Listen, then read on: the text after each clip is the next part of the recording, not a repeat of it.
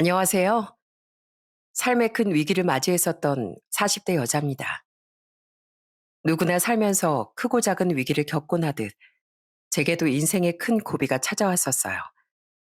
그것도 하나도 아닌 두 개의 불행이 동시에 들이닥쳤었죠. 당시엔 너무 힘들었지만 나중에 생각해보니 그건 제 인생의 큰 전화위복이 되었던 것 같습니다. 누가 진짜 내 사람이고 가족인지 깨닫고 그 가운데 끼어있던 불순물을 냉정히 걸러낼 수 있었거든요. 비록 저와 같은 위기는 겪지 않으시더라도 여러분께서도 누가 진짜 내 가족인지 잘 살펴보시길 바라며 지금부터 제 이야기를 시작해 볼게요. 저는 30대 중반에 학원 강사로 일하던 남편과 결혼했어요. 성실하고 다정한 모습이 좋아 이런 사람과 함께라면 좋은 가정을 꾸릴 수 있겠다 생각했었죠. 시댁은 많이 가난한 편이었는데요. 남편이 성실한 사람이었으니 그건 큰 걸림돌이 되지 않았습니다. 친정도 시댁에 비해선 여유로운 편이었지만 그냥 부모님의 노후가 대비되어 있는 정도의 평범한 집안이었기에 부모님과 남동생은 시댁의 사정을 크게 신경 쓰지 않고 남편에게 참 잘해줬죠. 사람 자체가 정말 좋은 사람이었으니까요. 저는 그런 남편과 아들 하나, 딸 하나를 낳고 행복하게 살았어요. 그런 제 결혼 생활을 더욱 행복하게 만들어줬던 존재는 너무 좋으신 시부모님이었습니다. 자꾸만 세상이 야속하게 굴어 가난에서 벗어나지 못하셨지만 시부모님은 마음 많은 부자인 분들이었어요. 시어머니는 저와 동갑이던 시누이 대하듯 저를 정말 친딸처럼 아껴주셨죠. 시골의 시댁에 가면 두 분은 제게 뭐 하나라도 더 시키지 않으려 동분서주하셨어요. 하나라도 더 못해주는 걸 미안해하던 시부모님이 전 정말 좋았습니다. 그리고 제 남편도 착했지만 저희 시누인 딱 그런 두 분처럼 천사 같은 사람이었어요. 새언니, 지금 집이세요? 저 잠깐만 들렀다 가도 돼요? 집안엔 안 들어가고 뭐만 좀 전해주고 가려고요. 새언니 요즘 자꾸 빈혈이 오는 것 같다면서요. 그래서 제가 인터넷으로 빈혈에 좋다는 영양제를 좀 샀는데 집에서 나온 김에 전해드리려고요. 신우인 동갑인 제가 자매 같기도 하고 친구 같기도 하다며 절 잘 챙겨줬어요. 그런 신우이와 전 날이 갈수록 정말 사이가 가까워졌고요. 저는 남편 없이도 애들을 데리고 신우이와 함께 놀러 가기도 하고 고민도 허물없이 털어놓으며 정말 가족이자 친구처럼 지냈죠. 그런 신우인 제가 결혼한 지 4년 뒤 결혼을 했는데요. 그런데 그때부터 신우의 인생에 그늘이 드리워지기 시작했어요. 아가씨, 잘 지내요? 요즘 통 연락이 없길래 궁금해서 전화했어요. 결혼 초반엔 신우이도 심애부도 정말 행복해 보이더군요. 그런데 신우인 점점 연락이 뜸해지더니 시댁에서 만났을 때도 표정이 영 어두워 보이더라고요. 심해부도 웃음은 짓고 있는데 어딘가 신우이와 사이가 소원해진 듯 보였고요. 걱정됐지만 본인이 별말을 하지 않으니 생각보다 결혼 생활이 쉽지 않은가 혼자 그렇게 짐작할 수밖에 없었습니다. 너무 걱정하지 마. 무슨 일 있으면 알아서 말하겠지 뭐. 그건 그렇고 여보. 나 오늘도 좀 늦을 것 같아. 자꾸 애들 당신 혼자만 보게 해서 미안해. 학원 인터넷 마케팅 좀 직접 해보려고. 사람 쓰면 또 돈 나가야 하잖아. 당시 제가 신우에게 많이 신경을 쓰지 못했던 건 이유가 있었는데요. 그건 신우이가 결혼한 다음에 나가던 학원을 그만두고 직접 학원을 차린 남편 때문이었어요. 우리 애들만큼은 저처럼 힘들게 키우고 싶지 않아서요. 애들이 곧 초등학교도 들어갈 텐데 그 전에 확실히 탄탄한 기반을 마련해 두고 싶습니다. 그런데 확실히 성공하려면 위치부터 좀 좋은 곳에 잡아야 돼서 자본금이 좀 많이 들어갈 것 같아요. 한 번만 도와주시면 꼭 갚겠습니다, 장인어른. 부탁드립니다. 저희 아빤 남편의 고개 숙인 부탁에 흔쾌히 노후 자금에서 1억이라는 거금을 빌려주셨어요. 물론 1억은 우리한테도 큰 돈이야. 그래도 우린 자네 그 성실함을 믿네. 게다가 자네가 혼자 잘 먹고 잘 살려고 그러는 것도 아니고 애들 잘 키워보겠다고 이러는 건데 부모로서 안 도와줄 이유가 있겠어?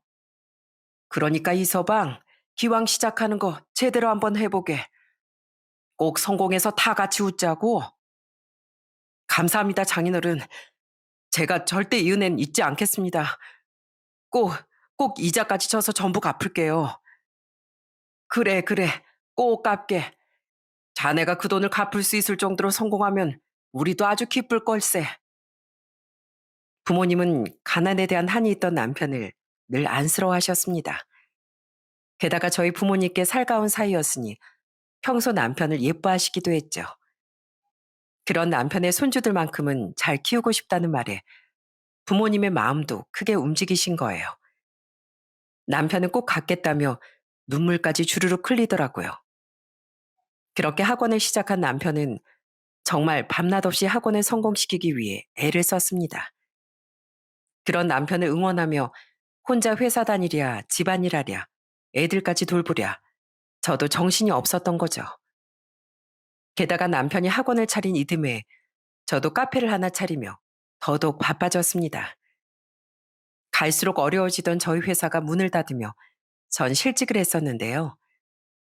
아는 언니가 남편분의 건강 문제로 귀농을 결심하며 제게 자신이 하던 카페를 저렴한 권리금만 받고 넘겨주겠다는 제안을 해주더라고요. 여기가 중심 상권은 아니어도 나름대로 오피스랑 주거 지역이 겹쳐 있어서 매출이 괜찮아. 너 이거 완전 거저 얻는 거다. 권리금도 여기 있는 장비들 헐값에 넘겨주는 거라고 생각하면 완전 공짜나 다름없는 거야. 내가 주선이 너니까 싸게 넘기는 거야. 어? 저도 몇 번 놀러 갔던 곳이라 언니의 말은 믿을만 했습니다. 게다가 가장 중요한 초기 창업 자금이 얼마 들지 않았으니 너무 감사한 기회였죠. 그래서 남편과 상의 끝에 그 카페를 인수했던 겁니다. 하지만 아무리 바빴어도 전 신우에게 더 신경을 썼어야 했어요. 제가 카페를 차린 지 1년 뒤 신우인 침울한 얼굴로 저희 집에 찾아왔더군요. 어머, 아가씨, 웬일이에요? 아니, 얼굴이 왜 그래요? 새언니. 정말 깜짝 놀랐습니다. 신우인 얼굴이 엉망이었거든요. 입술도 터져 있고 눈가엔 푸르스름한 멍도 들어 있었고요. 왈칵 눈물을 터뜨리며 신우인 그동안 말하지 못했던 사정을 털어놓았어요. 그 사정이라는 걸 들은 전 경악을 하고 말았습니다. 사실 저 그동안 남편이랑 계속 사이가 악화됐었어요. 새언니랑 오빤 바빠 보이고 부모님은 걱정하실까봐 차마 가족들한테 말을 못했지만요. 왜, 대체 뭐가 문제였는데요? 남편이 알고 보니까 결혼 전부터 몇 천이나 되는 빚이 있었더라고요. 저는 몰랐었는데 알고 보니까 주식에 미쳐있던 사람이었던 거예요. 처음 저한테 걸렸을 땐 다시는 안 하겠다고, 제가 헤어지자고 할까봐 미리 말을 못했다고 싹싹 빌더라고요. 그래서 두 눈 딱 감고 살던 전셋집을 우선 월세로 돌려서 빚을 갚아줬거든요. 처음엔 저한테 그렇게 고맙다고 하더니 얼마 안 가서 주식에 또 손을 대는 거예요, 글쎄. 빚 갚고 남은 전세금을 제 통장 비밀번호를 어떻게 알아내선 다 주식에 꼬라 박았더라고요. 참 기가 막히더군요. 심해부는 그 뒤로는 대놓고 주식을 하며 신우이와 매일같이 다퉜다고 합니다. 처음에 심해부를 믿은 자기가 바보였다며 신우인 계속해서 자책을 하더라고요. 너무 착하고 사람을 잘 믿었던 신우이의 성격이 독이 됐던 거죠. 계속 돈은 없어지지, 그 인간은 여전히 정신을 못 차리지, 정말 환장할 것 같았어요. 그런데 알고 보니까 그 인간 바람까지 피우고 있었더라고요. 그래서 그 여자 찾아가서 다 뒤집어 엎고 집에 왔는데 그 인간이 제 뺨을 연거푸 내려치더라고요. 감히 어딜 찾아가냐면서요. 그래서 저도 집에 있는 거 죄다 던져서 그 인간 완전히 뭉개버리고 짐 싸서 나왔어요. 새언니, 제 인생이 왜 이렇게 꼬였을까요? 신우인 그놈과 살았던 3년 사이 자기 안에 독밖에 남지 않은 것 같다며 엉엉 울더라고요. 너무 가슴이 아파 저도 신우이를 끌어안고 함께 흐느꼈죠. 그 착했던 사람이 오죽했으면 그런 과격한 행동까지 했을까 싶기도 하고 왜 그걸 다 혼자만 끌어안고 견뎠나 싶어 안타깝기도 했어요. 아가씨, 우선 집 구할 때까지 우리 집에 있어요. 아니에요, 새언니. 고시원이라도 구하면 돼요. 어차피 이 집에 남는 방도 없잖아요. 하긴 거실에서 자기도 불편하겠네요, 아가씨가. 그래도 고시원은 안 돼요. 있어 봐요. 이따 아가씨 오빠 들어오면 상의 좀 해볼 테니까. 아가씨는 아무 걱정 말아요. 아가씨 오빠도 있고 이렇게 나도 있으니까요. 내 가족은 내가 챙겨야죠. 신우인 계속 괜찮다고 했지만 남자 하나 잘못 만나 돈도 다 잃고 처참한 신세가 된 신우일. 전 절대 모른 척할 수 없었습니다. 집에 돌아온 남편도 모든 이야기를 듣고 길길이 화를 냈죠. 전 신우이가 잠시 바람을 쐬러 나간 사이 신우이에게 월세집이라도 구해주자며 상의했어요. 전세집이라도 얻어주면 좋았겠지만 남편도 저도 둘 다 창업을 한 지 그리 오래 지나진 않았을 때라 여유가 없었거든요. 요즘 서울엔 원룸도 전세로 구하려면 1억 정도 들지 않습니까? 그렇게 저와 남편은 신우에게 못해도 보증금 3천으로 구할 수 있는 반전세 집을 알아봐 주자고 상의를 마쳤어요. 근데 아가씨 나간 지 1시간도 넘었는데 왜 안 들어오지? 그런데 아무리 기다려도 신우이가 들어오지 않더라고요. 분명 가벼운 차림으로 나갔었는데 느낌이 유달리 싸하더군요. 역시나 신우인 아무리 전화를 걸어도 받질 않았습니다. 아무래도 아가씨 뭔가 좋지 않은 생각을 하고 있는 거 아닐까? 안 되겠어. 우선 경찰에 신고부터 하자. 아무 일 없으면 다행이지만 그게 아니라면 빨리 아가씨를 찾아야 돼. 생각해보니 잠시 바람을 쐬고 오겠다고 말했던 신우이가 꽤 오래 제 손을 놓지 못했던 것도 같더군요. 너무 불길한 예감이 들어 전 바로 경찰에 신고를 했습니다. 감사하게도 경찰분들은 우리의 말을 대수롭게 넘기지 않아 주셨어요. 그리고 다행히 신우인 한 한강다리에서 발견이 됐죠. 신우인 스스로 생을 마감하려고 했던 거예요. 아가씨, 진짜 내 심장 떨어지는 거 보려고 그래요? 거기가 어디라고 가요, 가길. 내가 말했잖아요. 아가씨한테 나도 오빠도 있으니까 아무 걱정 말라고요. 근데 왜 그랬어요? 죄송해요, 새언니. 그러면 안 된다는 걸 저도 알고는 있었는데 너무 힘들어서 다 놓아버리고 싶더라고요. 스스로 팔자를 꾼 제 자신이 너무 바보처럼 느껴지고 그런 저 때문에 새언니랑 오빠가 부담 느낄 생각하니까 그냥 제가 없어져 버리자 싶더라고요. 가족끼리 힘들 땐 기대고 할 수도 있는 거지. 무슨 부담이에요. 왜 그딴 놈 때문에 아가씨가 삶을 포기해요. 더 악착같이 보란 듯이 잘 살아야죠. 팔자 좀 꼬인 거요? 원래 꼬인 거 풀라고 있는 거예요. 그까짓 거 쉽게 풀어버리고 다시 떵떵거리면서 살 수 있도록 내가 잘 도와줄 테니까 두 번 다시 그런 생각하지 말아요. 알았어요? 끌어안고 통곡하던 우리들을 보며 남편도 속상함에 눈물을 흘렸습니다. 나중에 모든 사실을 들은 시부모님도 신우이를 안고 오열하며 제게 많이 고마워하셨죠. 너무 불안해 전 남편에게 당분간 신우일 집에 데리고 있자고 말했습니다. 남편은 한동안 거실에서 잤고 저와 신우이가 안방을 함께 썼죠. 그리고 변호사를 알아봐서 신우이가 최대한 받아낼 건 다 받아내고 이혼할 수 있도록 도와줬습니다. 이혼이 마무리된 건 좀 훗날의 일이었지만 그래도 신우인 살던 집의 보증금을 포함한 약간의 재산을 모두 가져오고 그놈에게 위자료도 받아낼 수 있었어요. 그나마 괜찮은 분이었던 신우이의 시부가 대신 위자료를 주셨던 거죠. 당연히 상간녀에게도 위자료를 받아냈고요.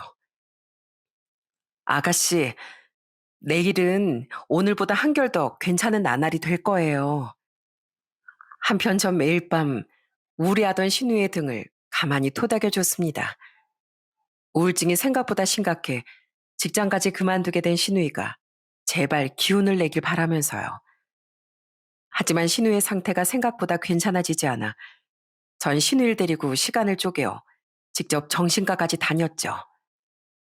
아가씨, 전부터 음식 만드는 거 좋아했죠? 좋아하는 걸 해보면 기운이 좀 날 거라고 하던데, 어, 베이킹 같은 거 배워볼래요? 아니다, 그냥 배워요. 재미없으면 그때 가서 그만둬도 되니까 우선 뭐라도 해봐요, 우리. 만약에 재밌으면 아예 우리 카페에서 같이 일해도 좋을 것 같아요. 안 그래도 요즘 직접 빵을 만드는 카페가 대세라길래 우리 카페도 제빵을 한번 시작해볼까 했었거든요. 아가씨는 빵 만들고 저는 커피 팔고 너무 좋겠죠? 신우의 상태가 조금 나아지자 전 신우일 제빵학원까지 직접 데려가 등록시켜줬습니다. 그렇게 저희 집에서 서서히 치유가 됐던 신우인 더 이상 정신과 상담을 가지 않아도 됐을 만큼 전의 밝은 모습을 많이 되찾았어요. 그리고 그런 신우인 제가 희망했던 대로 정말 저희 카페에서 일까지 하기 시작했죠. 새언니, 새언니가 아니었다면 저 이렇게 빨리 다시 웃지 못했을 거예요. 이혼 소송이 성공적으로 끝난 것도 다 새언니 덕분이고요. 정말 감사해요. 신우인 저희 집에서 돈을 모아 작은 집을 구해 나가 살기 시작했습니다. 전 그런 신우의 집을 자주 찾아가 신우의 살림을 살펴주곤 했고요. 남편도 시부모님도 제가 신우일 2번이나 살린 거라며 정말 고마워했습니다. 그렇게 신우이도 점점 안정을 찾고 제 카페도 전보다 매출이 많이 올랐어요. 베이커를 직접 만들기 시작하면서 확실히 반응이 더 좋아졌던 거죠. 게다가 처음엔 지지부진했던 남편의 학원도 점차 잘 되기 시작했고요. 남편의 노력과 유능한 강사들도 많이 고용한 것이 빛을 발했던 겁니다. 그런데 문제는 주머니가 두둑해지자 남편이 점점 변하기 시작했다는 거예요. 여보, 오늘 저녁 뭐야? 김치찌개 끓였어. 고기도 볶아놨고. 얼른 와. 아유, 지겨워. 돈도 많이 버는데 맨날 궁상 맞게 찌개 볶음밥. 나 그냥 밖에서 스테이크 먹고 들어갈게. 돈이 생기면 사람도 변한다더니 그 착한 남편에게도 해당되는 이야기였나 봅니다. 저는 변한 것이 없었는데 남편은 평범하게 근검절약하던 절 궁상 맞다고 표현하더라고요. 남편은 허구한 날 혼자서 비싼 음식만 골라 외식을 하고 들어왔어요. 가족끼리 다 같이 할 때도 있었지만 애들하고 같이 있으면 술 마시기 불편하다며 남편은 주로 혼자 혹은 지인들과 만나 외식하길 좋아했죠. 옷과 시계, 신발 모두가 명품으로 바뀐 건 말할 것도 없었고 어느 날엔 말도 없이 차까지 외제차로 바꿔왔더라고요. 뭐 그래요. 돈 많이 벌었으면 그럴 수도 있겠죠. 하지만 아직 남편은 그 정도까지 성공한 것도 아니었고 그저 성공으로 향하고 있을 뿐이었어요. 그런데도 남편은 이렇게 허세를 좀 부려줘야 잘 나가는 학원인 줄 알고 사람들이 더 많이 찾아오는 법이라며 사치를 멈추질 않더라고요. 그렇게 버는 것보다 좀 무리를 했으니 다른 가족들 챙길 여유가 있었겠습니까? 남편의 사치는 딱 자기 자신에게만 한정이었을 뿐 양가나 저 아이들에겐 지갑을 잘 열고 싶지도 않아 했죠. 난 고사하고 애들이랑 양가 부모님껜 그러면 안 되는 거 아니야? 아니, 우리 부모님 덕에 학원도 차릴 수 있었던 거잖아. 그리고 당신 애들 잘 키우고 싶어서 학원 차리고 싶다고 했었잖아. 근데 이게 애들을 위한 거야? 그냥 당신 배만 불리려고 했던 거지. 지금보다 더 잘 되면 당연히 나도 가족들 챙기겠지. 내가 말했잖아. 이건 겉으로 더 잘나게 보이게 하기 위한 투자라고. 그리고 솔직히 장인 장모님이 도와주신 건 맞지만 피나게 노력해서 성공시킨 건 나잖아. 그럼 이 정도 보상은 좀 받아도 되는 거 아니야? 가장 화가 났던 건 남편이 저희 부모님께 돈을 갚을 생각도 없어 보였다는 겁니다. 사람이 양심이 있으면 빌린 돈부터 갚아야 하는 거 아닌가요? 제가 양심 좀 챙기라고 그렇게 닥달해도 남편은 당장 융통할 현금이 없다. 조금씩이 아니라 한 번에 다 모아서 갚으려고 그러는 거다 하는 말로 차일피일 미루기만 하더라고요. 정말 너무 실망스러웠어요. 화장실 들어갈 때 다르고 나올 때 다르다더니 이 사람이 이렇게 볼품없는 사람이었나 싶었죠. 그렇게 남편과 점점 사이가 멀어지던 어느 날, 제 인생의 날벼락 하나가 쿵 하고 떨어지더군요. 당시 전 점점 계단 몇 개 오르내리는 것도 힘들 정도로 건강이 좋지 않아지는 걸 느꼈었어요. 갑자기 심한 피로감도 몰려오고 얼굴도 붓고 식욕도 뚝뚝 떨어져 살도 빠졌죠. 그래서 병원에 가봤더니 병원에선 제 신장이 거의 멈춰 있다는 말을 해주더라고요. 저는 말기 신부전 판정을 받았던 겁니다. 저, 전 나라에서 하라고 하는 건강검진도 꼬박꼬박 받았었는데 말기라고요? 정기검진만으론 이 정도의 만성 신부전은 조기에 발견되기 어렵습니다. 말기 신부전 환자의 절반 이상이 이렇게 병이 상당히 진행된 뒤에야 진단을 받아요. 환자분은 지금 신장 기능이 7% 이하입니다. 바로 응급 투석부터 시작해야 돼요. 그리고 오늘 바로 입원하셔야 합니다. 상태를 안정시키면서 투석을 병행하고 동시에 이식 준비를 시작하셔야 해요. 지금으로선 이식 외에는 방법이 없습니다. 그야말로 최후의 선고를 받은 느낌이었어요. 제 상태가 목숨이 경각에 달렸을 정도로 심각할 거라곤 예상도 못 했었거든요. 생각보다 많은 위험 요소가 도사리고 있어 저는 바로 입원을 해야 했어요. 당시 초등학교 고학년이었던 두 아이는 저희 집에서 차로 10분 거리에 살고 계셨던 친정 부모님께 잠시 맡기면서요. 집에 통 붙어 있질 않던 남편에겐 애들을 마음 놓고 맡길 수도 없었거든요. 이게 무슨 일이냐? 세상에 이런 날벼락이 어디 있어? 마냥 손 놓고 기증자 나타나게 기다렸다가 큰일 나기 십상이라던데 이걸 어쩌면 좋으니. 우린 고령에다 질환도 있어서 공여자론 적합하지 않다더구나. 친정 식구들은 울고불고 난리가 났습니다. 고맙게도 남동생은 제게 신장을 주겠다고 말했는데요. 동생은 결국 부적합 판정을 받았어요. 동생도 질환이 몇 개 있었던 거죠. 당시 전 신장 이식이 아니면 목숨이 위험한 상황이었기에 동생이 부적합 판정을 받자 완전히 초상집 분위기가 되더라고요. 제가 걱정돼서 그 시골에서 서울의 병원까지 오셨던 시부모님까지 한탄하면서 눈물을 흘리셨습니다. 그런데 왜 경대위엔 병원에 코빼기도 안 보여? 지 마누라가 아픈데도 걔 너한테 신장 주겠다는 소리 안 하디? 노하신 시부모님의 말씀에 전 씁쓸한 표정을 지을 수밖에 없었어요. 남편은 제가 말기 신부전이란 사실을 알렸을 때도 걱정은커녕 눈 하나 깜짝하지 않고 그 뒤에도 병원엔 잘 오지도 않던 사람이었거든요. 제가 자기 신장을 달라고 조르기라도 할까봐 그런 것 같았죠. 설마 이제 인생 피기 시작한 나한테 신장 떼어달라고 할 생각은 아니지? 아무리 요즘 의료기술이 좋아졌어도 사람 일 어떻게 될지 아무도 모르는 법인데 난 절대 안 돼. 솔직히 우리가 막 죽고 못 살 정도로 절절한 사이도 요즘 아니잖아. 당신한테 미안하지만 난 내 건강이 제일 중요해. 정말 기가 막혔습니다. 신장이야 주지 않을 수도 있다지만 아니 어떻게 저런 냉정한 말을 한답니까? 정말 정이 뚝 떨어지고 서럽기도 너무 서러웠죠. 제게 그 이야기를 듣고 신우인 바로 남편에게 전화를 걸어 쌍욕을 퍼붓더라고요. 그 순한 사람이 말입니다. 그런 신우인 며칠 뒤 제게 와서 아주 충격적인 말까지 해줬어요.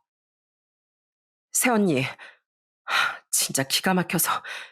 오빠요, 이경대 그 인간 요즘 글쎄 뭐하고 다니는지 알아요? 애들은 자기 처가에 맡겨놓고 언니는 입원시켜놓고서요. 왜 그렇게 화가 났어요? 왜요? 뭔데요? 그 개자식이 글쎄 밖에서 바람 피고 다니고 있었더라고요. 제가 얼마 전에 아무리 생각해도 너무 화가 나서 오빠한테 더 뭐라고 하려고 집에 찾아갔거든요. 근데 분명히 안에서 소리가 난 것 같은데 오빠가 절대 문을 안 여는 거예요. 분명 뭔가 있다 싶어서 제가 사람 써서 조사를 좀 해봤는데 그 인간 자기 학원에 영어 배우러 다니던 직장인 유부녀랑 3달쯤 전부터 그렇고 그런 관계로 발전했었대요. 엄청난 배신감이 들더라고요. 아무리 돈 때문에 변했다고 한들 바람을 피울 인간은 아니라고 생각했었거든요. 신우야 시부모님도 남편은 예전부터 여자엔 별 관심이 없다고 말했었고, 적어도 여자 문제로 제게 불편한 일을 만든 적은 단 한 번도 없었으니까요. 그러니까 남편을 믿은 게 아니라 여자는 남편의 관심사와는 멀다고 생각했던 거죠. 저는 너무 열이 받아 전화를 걸어 바로 남편을 병원으로 호출했습니다. 당장 안 오면 제가 환자복 입고 학원으로 쳐들어갈 거라고 했더니 일을 마치자마자 병원으로 오긴 오더라고요. 신우인 제 옆에 앉아 남편을 가만 안 두겠다는 표정으로 노려보고 있었고요. 남편은 신우이가 뒷조사로 자신이 바람을 피운다는 사실을 다 밝혀냈다는 이야기를 듣고 당황도 하지 않더라고요. 오히려 피식하고 웃지 않겠어요? 웃어? 자기 아는 병원에 누워서 오늘 내일 하고 있는데 당신은 바람을 피우고 있었어? 당신 그 여자 집에까지 끌어들였더라? 네가 사람이야? 어? 그냥 안 그래도 어떻게 갈라서나 했는데 가려운 데 시원하게 긁어준 느낌이어서 그래. 그래, 나 바람 피우고 있었어. 당신하고 사는 게 좀 지겹더라고. 지금 만나고 있는 여잔 당신보다 나이도 4살이나 젊고 애도 아직 안 나온 여자라 몸매도 쭉쭉 빵빵이야. 뭐 유부녀인 게 좀 흠이긴 한데 눈치 봐서 이혼하고 나한테 온다고 하더라고. 뭐? 그래서 그 유부녀한테 눈이 돌아서 진즉부터 나랑 이혼하려고 그랬다고? 처음엔 아니었어.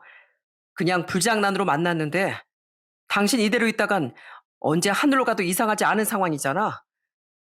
그렇게 오늘 내일 하는 당신이랑 계속 부부로 있느니 얼른 탈출해서 나도 새 인생 찾고 싶더라고. 고장난 고물참 버리고 새 차로 갈아타야지. 그 여자 만나보니까 상큼한 것이 점점 새로운 사랑에 빠진 느낌이더라. 당신 살아있을 때 이혼해야 애들도 처가에 떠맡기기 편하니까 언제 말해야 하나 계속 타이밍만 보고 있었어. 근데 마침 윤희재가 내 입으로 말하는 수고를 덜어줬네. 남편은 비열한 표정으로 오늘 저 세상으로 갈지 몇 년 뒤에 갈지 아무도 모를 제 옆에 붙어 있느라 시간 낭비하고 싶지 않다는 말을 하더라고요. 그러니까 제가 언제까지 기다리기보단 빨리 이혼을 하고 싶다고요. 남편은 제게 공여자가 나타날 가능성이 희박하다고 보고 이미 절 산 사람 취급도 안 하고 있더라고요. 저는 기가 막혀서 나지도 않는 힘을 애써 끌어올려 소리를 질렀습니다. 야, 이 쓰레기만도 못한 놈아. 언제 나한테 평생 은혜 갖고 살 거라더니 뭐가 어쩌고 어째? 우리 부모님 도움 아니었으면 학원 시작도 못했을 놈이 감히 내 뒤통수를 이렇게 쳐? 그건 그냥 장인 장모님 나 주신 거지. 내가 그만큼 잘했으니까. 다 내가 잘해서 얻어낸 대가고 그동안 충분히 감사하다고 말씀도 드렸잖아. 그 정도면 됐지. 그리고 원래 사람 마음은 다 변하는 거야. 당신 인생 망했다고 나까지 망할 수는 없잖아. 그래, 당신이란 인간이 얼마나 추악한 인간이었는지 나도 잘 알았어. 안 그래도 당신 신장 탐내지 마라 어째라 할 때부터 나 진즉에 당신이랑 갈라서 생각하고 있었어. 내가 당신 가만히 둘 줄 알아? 그 여자 직장에도 집에도 다 폭로하고 당신이 한 짓 인터넷에도 다 까발려 버릴 거야. 수강생이랑 바람 피우는 원장 있는 학원 아무도 가지 말라고. 당신 말대로 언제 갈지 모르는 목숨인데 내가 지금 뭐가 무섭겠어? 에이, 그러지 마. 그 여자야 뭐 당신이 알려서 회사 잘리고 이혼당하면 내가 책임지면 되지. 나 돈 잘 벌잖아. 근데 내 학원까지 망하게 되면 애들은 어떡할 건데? 물론 애들을 내가 데려가진 않겠지만 그래도 따박따박 장인 장모님께 애들 양육비 들어가게 하려면 내가 망하면 안 되는 거잖아. 당신도 애들 옆에 없을 텐데 내가 그런 생각도 없이 당신한테 이렇게 세게 나왔겠어? 그러니까 괜히 아픈 몸으로 헛수고하지 말고 조용히 이혼만 해줘. 애들을 생각해서라도. 알았지? 위자료 내가 줄 테니까. 이혼? 이혼은 당연히 할 거야. 하지만 나도 절대 호락호락하겐 못 해주지. 당신은 내가 이미 끝장났다고 생각하나 본데? 아니? 난 당신 때문에 억울해서라도 이대로 절대 눈 못 감아. 어떻게든 기증자 나타날 때까지 악자까지 살아남을 거라고. 그렇게 내가 살아남으면 당신 인생은 종칠 줄 알아. 알았어? 그 뻔뻔한 면상을 납작하게 짓뭉개 줄 테니까 각오해. 저는 그 비열하게 짝이 없는 놈에게 경고를 알렸습니다. 어떻게든 살아남아 저 인간 코를 납작하게 해줘야겠다는 각오를 다지면서요. 그리고 제 말이 끝나길 인내심 있게 기다렸던 신우인, 우리의 대화가 끝나자마자 바로 일어나 그놈 뺨따구를 마구 날려버리더라고요. 넌 앞으로 내 가족도 아니야. 너 같은 놈은 우리 집안의 수치야, 이 쓰레기야. 넌 세연이가 못하면 내 손으로도 아주 인생 망하게 해줄 거야. 알았어? 아주 전부터 둘이 환상의 짝꿍이지? 그래, 어디 그래 봐라. 나한텐 너 없어도 부모님이 있거든? 아무리 날 괘씸히 하셔도 평생 가난하게 사신 두 분이 돈 잘 버는 날 택하시겠지. 설마 널 택하시겠냐? 남편은 뺨을 문지르며 신우이를 한번 쏘아보고 나가버렸습니다. 너무 분하긴 했는데요. 눈물은 나오지 않더라고요. 이미 제가 입원할 때부터 이혼할 생각을 하고 있었기에 그런 것 같았죠. 그리고 신우에게 모든 이야기를 들은 시부모님은 바로 서울로 올라와 남편을 찾아가서 응징을 해주셨다더군요. 두 분은 제게 달려와 그놈 대신 흐느끼며 사과를 해주셨죠. 내가 빗자루 들고 아주 아작을 내줬다. 뭐? 돈 잘 버는 아들 잃고 싶냐고? 없는 놈이 돈을 만지면 괴물이 된다더니 그놈이 딱 그 짝이 됐어. 어디 돈 좀 번다고 그걸로 부모를 회유하려고 들어. 나랑 네 시엠이 두 번 다시 그놈 안 보고 살 거다. 우리가 그 썩을 놈 대신 사과 마엠이야. 정말 미안하다. 시부모님은 그놈의 예상과 달리 끝까지 올곧고 선한 분들이셨던 겁니다. 당연히 저희 부모님과 동생도 완전히 뒤집어져서 그놈에게 전화해 욕을 하고 난리도 아니었어요. 부모님은 그놈을 절대 가만 놔두지 않을 거라며 일을 가셨죠. 한편 그 소동이 있은 지 이틀 뒤 신우인 다시 병원으로 찾아와 가만히 제 손을 잡고 놀라운 말을 해주더군요. 새언니, 새언니 동생분이 부적합 판정 받았을 때 다들 너무 크게 실망하신 것 같아서 미리 말을 안 했었는데요.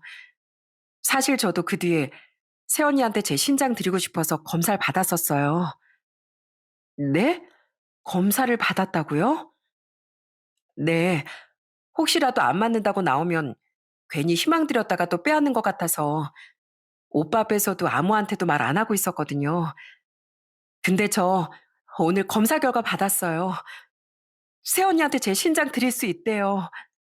제가 새언니 살릴 수 있다는 말을 듣고 너무 기뻐서 이렇게 바로 달려왔어요.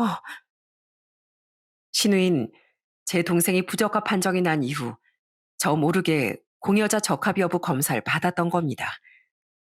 그리곤 자신이 절 살릴 수 있게 됐다며 제 손을 잡고 흐느끼는데 이루 말할 수 없는 고마움과 갈등이 밀려오더라고요. 하지만 저도 염치가 있지 엄청난 미안함도 함께 몰려와 아무 말도 못하고 눈물을 뚝뚝 흘렸죠. 신우인, 그런 제 손을 어루만지며 말했어요. 아가씨, 전 제가 너무 미안해서 안 받는다고 하고 싶은데 우리 애들 생각 때문에 미안해할 필요 없어요. 새언니야말로 정말 온 마음을 다해서 절 살려주신 은인이잖아요. 그러니까 이젠 제가 새언니 살려드릴 차례예요. 저 새언니한테 은혜를 갚을 수 있어서 너무 기뻐요, 새언니. 우리 꼭 같이 건강해져요. 그래서 이경대 그 인간 보란 듯이 아주 잘 살아요. 고마워요, 아가씨. 정말 고마워요. 소식을 들은 친정 부모님도 시부모님도 정말 잘된 일이라며 오열하셨습니다. 저희 부모님은 신우이를 얼싸안기까지 하며 고마워서 어쩔 줄을 모르셨고요. 저희 부모님도 부모님이지만 자신의 딸의 희생이 덧대어지는 일인데 그렇게 기뻐해 주시는 시부모님께 정말 너무 감사하더라고요. 그렇게 전 신우이 덕분에 목숨을 건지고 수술 후 회복까지 잘 맞춰 퇴원할 수 있었답니다. 저보다 먼저 퇴원했던 신우인 제가 퇴원한 날 병원까지 와줬는데요. 다행히 그동안 신우의 건강이 더 회복된 것 같아 너무 다행스러워서 눈물이 다 나더라고요. 고마워요, 아가씨. 아무 문제 없이 이렇게 건강하게 회복해줘서요. 절대 그러면 안 되지만 혹시라도 난 아가씨가 뒤늦게 무슨 문제라도 발견될까봐 매일 노심초사했었어요. 나 때문에 아가씨가 아프면 안 되니까요. 에휴, 우리 새언니는 은근히 울보라니까. 수술 끝나고 나서도 고맙다고 아프진 않냐고 그렇게 울더니만 정 괜찮으니까 새언니도 얼른 건강 마저 회복할 생각이나 하세요. 저는 저희 집이 아닌 친정으로 향했습니다. 남편이 있는 집에선 제대로 휴식을 취하지도 못할 것 같았고 애들도 거기 있었으니까요. 전 한동안 친정에서 회복에만 집중했죠. 그놈도 제가 살아났다는 소식은 들었을 겁니다. 그 소식을 들었을 때 분명 철렁했을 거예요. 하지만 연락 한 통이 없더군요. 제가 잘못되기만 바랐을 텐데 생각처럼 안 돼 똥줄이 탔겠죠. 가벼운 산책도 할 수 있을 만큼 몸이 회복된 어느 날, 전 그놈에게 전화를 걸었습니다. 어, 나야. 들었지? 나 아가씨 덕에 살았다는 거. 내가 말했던 거 기억해? 내가 살아나면 당신 납작하게 뭉개줄 거라는 거. 어디 한번 각오해봐. 아니, 뭐 진짜 우리 학원 뭐 망하게 하기라도 하려고? 당신 애들 양육비 안 받을 거야? 어차피 당신은 법이 정해주는 양육비는 따박따박 줘야 할 건데 뭐가 무서워? 무엇보다 애들한테 나도 쭉 옆에 있을 텐데. 그리고 내가 좀 알아봤는데 당신 수중에 돈도 생각보다 별로 없더라. 학원 벌이가 막 어마어마한 것도 아니고 사치도 카드 할부 엄청 긁고 다니거더만. 그런 당신한테 조용히 이혼해주는 대신 막 몇 억씩 받아낼 수도 없는데 그 정도가 아닌 이상 난 별로 아쉬울 것도 없어. 솔직히 애들은 내가 벌어서 키우면 그만인데 당신이 잘 먹고 잘 사는 꼴은 절대 못 보지. 그리고 우리 아빠가 당신한테 빌려준 돈 무조건 받아낼 거라고 따로 소송도 거신다더라. 소송? 아니, 그냥 주신 걸 가지고 무슨 소송이야? 우리 아빠는 분명 갚으라고 하셨는데 어디서 자꾸 그냥 주셨대? 당신이 이자까지 쳐서 꼭 갚겠다고 우리 아빠한테 문자 몇 번이나 보냈었지? 그거랑 아빠가 당신 통장으로 돈 보내주셨을 때 기록도 다 남아있어. 어디서 도둑놈이 날로 먹으려고. 그러니까 쫄딱 망하고 우리 아빠 돈도 이자 쳐서 갚을 준비 단단히 해라. 어? 아니 여보. 나 진짜 학원 망하면 그 양육비마저도 못 받을 수도 있어. 또 망하면 장인어른 돈 어떻게 갚으라고? 양육비를 못 받는 것보다 너 떵떵거리고 사는 게 더 꼴보기 싫으니까 잔머리 쓸 생각 하지도 마. 그리고 우리 아빠 돈? 그걸 왜 못 받아? 재산 분할할 때라도 그만큼 더 받아내면 그만이지. 난 할 말 다 했으니까 끊는다. 이 쓰레기야. 드디어 복수의 시간이 돌아왔던 겁니다. 아빤 제 말처럼 그놈에게 정말 소송을 거셨어요. 저 또한 그놈에게 이혼 소송부터 걸었고요. 그 다음으로 한 일은 신우이와 함께 그 상간녀를 찾아가는 일이었죠. 이제 완전히 터프녀가 되어버린 신우인 그 여자를 보자마자 자기 옷 빨개 했듯이 뺨을 날려버리더군요. 우리 새언니가 안타깝게도 아직 누구한테 손댈 만한 힘은 없거든. 그래서 이렇게 내가 대신 복수해주는 거야, 이 더러운 여자야. 저는 뺨을 부여잡고 눈물을 글썽거리던 그 여자에게 다가가 으름장을 놨습니다. 야, 유부녀가 겁도 없이 유부남을 건드려? 너 이혼하고 그 인간이랑 살려고 한다며? 근데 어쩌냐? 내가 그 인간 학원 쫄딱 망하게 할 건데. 어려울 것도 없어. 그냥 자기 학원 수강생 꼬여내는 더러운 인간이 그 학원 원장이라고 소문만 짝 내면 망하는 건 순식간이야. 거기에 학생들도 많잖아. 학부모들이 가만두겠어? 바로 폐업각이지. 죄송합니다. 사실 저 그 사람 별로 좋아하지도 않았어요. 그냥 돈 잘 버는 것 같아서 이번 기회에 팔자 한번 고쳐보려고 한 건데 돈이 없어지면 그런 나이만 많은 인간을 왜 욕심내겠어요? 그래? 속물이란 말이 잘 통하네. 그놈은 아직도 사랑 타령하고 있던데. 그럼 그놈이랑 당장 헤어져. 아주 인신공격까지 하면서 눈물 콧물 다 빼고 차버려. 그럼 내가 너희 집이랑 직장엔 안 알릴게. 정말요? 네, 당장 헤어질게요. 제가 정말 잘못했습니다. 죄송합니다. 정말 한심하더라고요. 병 걸린 아내를 두고 새로운 사랑에 빠졌다던 놈이나 돈만 보고 그딴 놈을 만났다가 자신에게 불리해지자 바로 꼬리를 잘라내버리는 그 여자나 말이죠. 그 뒤 상간년 정말 그놈을 비참하게 버려버린 모양이에요. 그제야 남편이 슬그머니 친정까지 찾아와 잘못했다고 싹싹 빌었거든요. 여보, 그 내가 다시 잘 생각해보니까 내가 진짜 정신 나간 놈이었던 것 같아. 난 사실 당신밖에 없었는데 그 불려가 하도 날 꼬시는 바람에 잠깐 내가 제정신이 아니었던 것 같다니까. 그게 진짜 사랑인 줄 알았는데 어제서야 퍼뜩 정신이 들더라. 그래서 바로 그 여자 정리하고 당신한테 싹싹 빌려온 거야. 여보, 내가 죽을 죄를 지은 건 알겠지만 그래도 내가 애들 아빠잖아. 우리 혜준이랑 영서 생각해서라도 못난 날 한 번만 용서해주면 안 될까? 기가 막혀서. 당신도 알지? 되돌리겐 당신 너무 멀리 갔다는 거. 그리고 당신 누굴 차? 내가 그 여자 만나서 당신이랑 안 헤어지면 상간인 거 싹 다 까발리겠다고 겁박했어. 그래서 그 여자한테 차였을 거면서 어디서 새치열을 놀려? 추하게 시리. 당신이? 그래. 뭐? 용서? 내가 제발 빨리 눈 감기만을 바란 인간이랑 내가 미쳤니? 다시 살게? 뻔뻔한 것도 정도가 있지. 왜? 당신 부모도 동생도 다 당신이랑 영 끊겠다고 하고 그 여자까지 떠나니까 끈 떨어진 연신세 된 게 서러웠어? 꼴에 외로운 것도 싫은가 보지? 게다가 학원 망하는 게 무섭게 무서웠나 봐. 야, 이미 물은 엎질러졌어. 애들도 13, 12인데 당신이 얼마나 역겨운 인간인지 모를 리가 있어? 당신 보는 애들 눈빛 좀 봐. 경멸이 잔뜩 담겼잖아. 쟤들까지 버리려고 했던 인간이 어디서 애들 아빠란 말을 입에 담아? 저였으면 문을 안 열어줬겠지만 처음 초인종 소리를 듣고 현관으로 나갔던 건 저희 아들이었어요. 애가 얼떨결에 문을 열어줘서 그놈이 친정집 안으로 들어올 수 있었던 거죠. 그놈은 자신을 차갑게 보고 있던 아이들의 눈을 보더니 흠칫하더라고요. 마지막으로 그놈을 쫓아내버린 건 저희 아빠였습니다. 아빤 그놈 얼굴을 보니 도저히 화를 억누를 수 없었던 건지 거실에 있던 효자손을 집어들곤 그놈에게 마구 휘두르셨죠.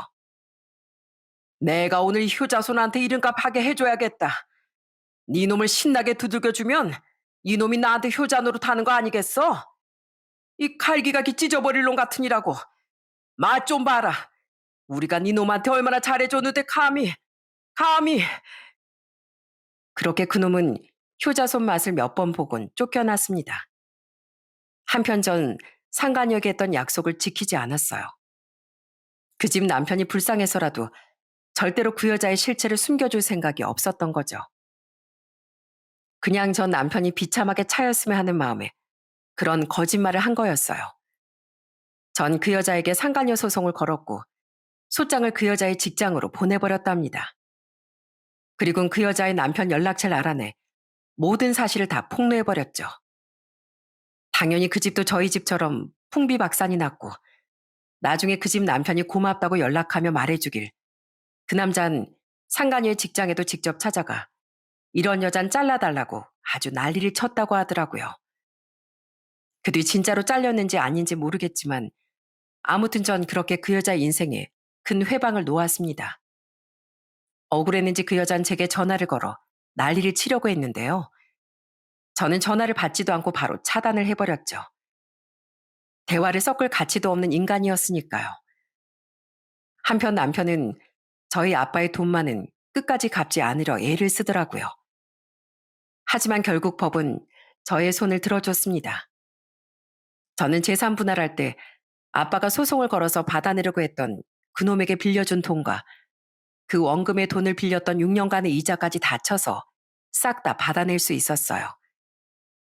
남편은 끝까지 저희 아빠가 그냥 주신 돈이라고 우겼지만 시부모님까지 나서서 증인을 해주신 게 큰 도움이 됐죠.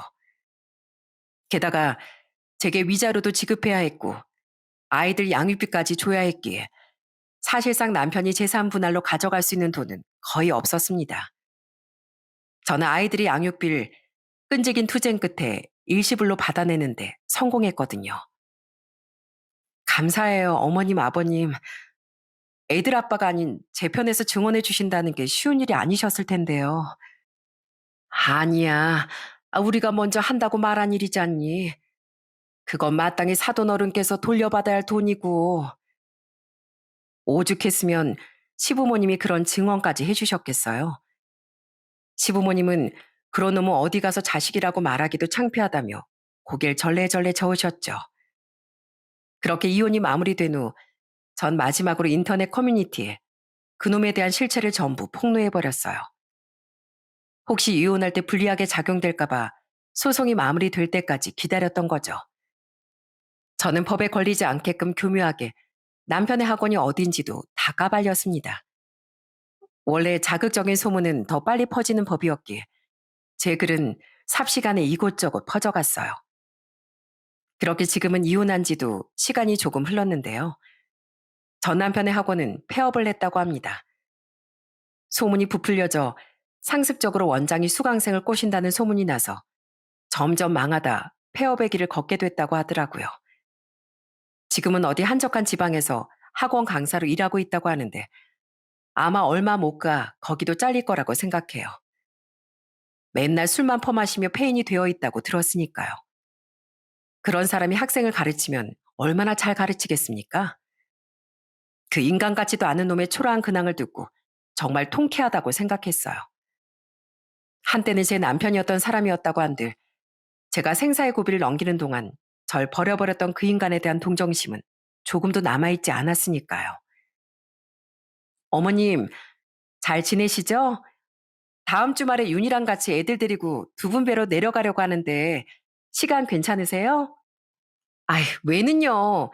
애들도 어머님, 아버님 보고 싶어 하고 저도 두 분 보고 싶어서 그러죠. 시댁 식구들은 모두 여전히 전 남편과 인연을 끊고 살고 있습니다.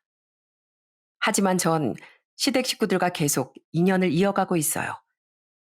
자식을 끊어내고 며느리 편을 들어준 시부모님도 절 살려준 시누이도 보지 않고 살기엔 모두 너무 소중한 사람들이었으니까요.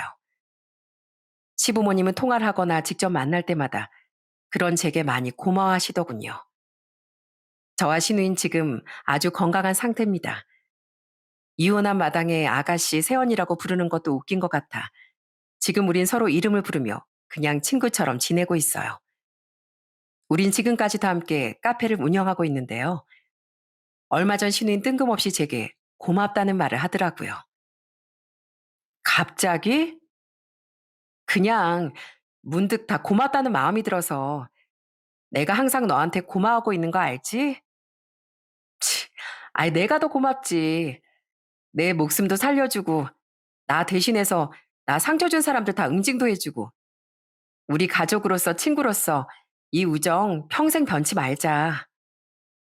저와 함께 살고 있는 친정 부모님도 저희 아이들도 모두 건강히 잘 지내고 있답니다.